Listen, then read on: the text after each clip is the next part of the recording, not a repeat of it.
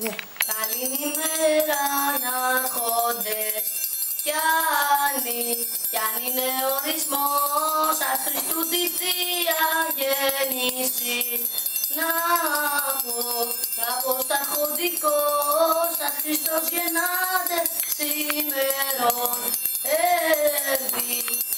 πλέον την πόλη ουρανία βγαλώνται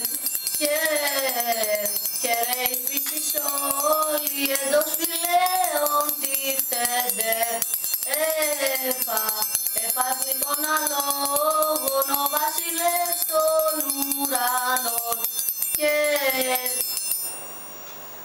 και του χρόνου.